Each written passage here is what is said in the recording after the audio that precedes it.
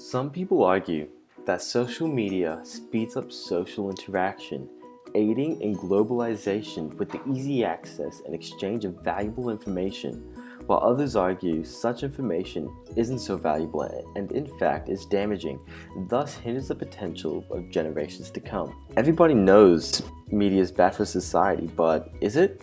With erratic equivocations or straight lies slapped on every news headline, we often utter the words social media with caution, waiting to be slammed with the latest moral panic.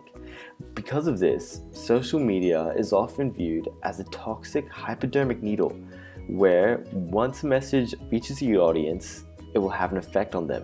While this obviously undermines the intelligence of us human beings, this is still a major cause for concern by many.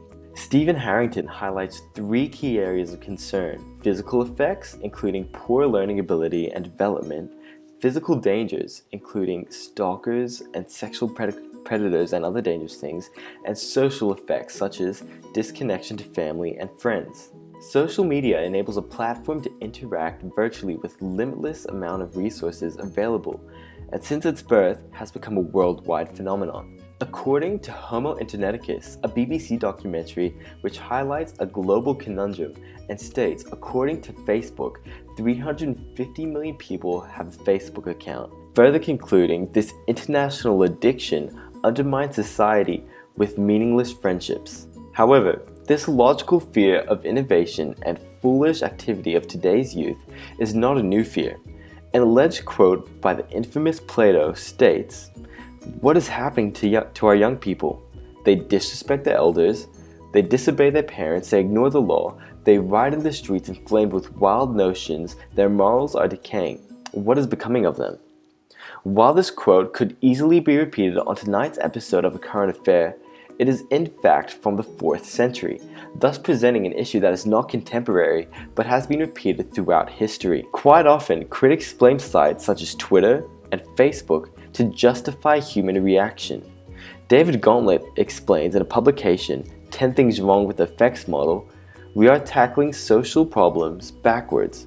We start with violent media and look for correlations to connect it with acts of real violence. An example of this was identified by Stephen Harrington when he gave the example of a blogger, Melinda Tankard-Reist, who stated that a Kanye West music video increased attitudes of violence against women.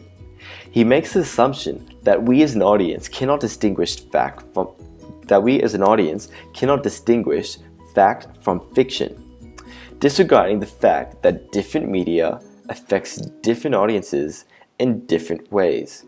We aren't some controlled variable that passively consume and respond to whatever media is presented to us. Through identifying these common misconceptions about social media, we can explore its effects and draw logical conclusions for ourselves separate to what is fed to us by critics.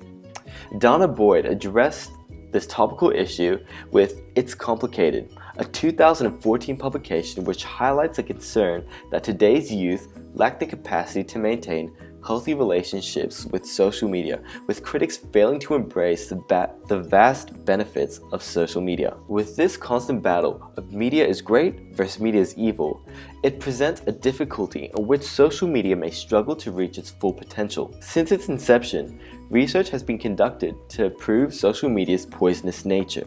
However, David Gauntlet argues that if after over 60 years of a considerable amount of research effort, direct effects of media upon behavior have not been clearly identified, then we should conclude that they are simply not there to be found, and I couldn't agree more.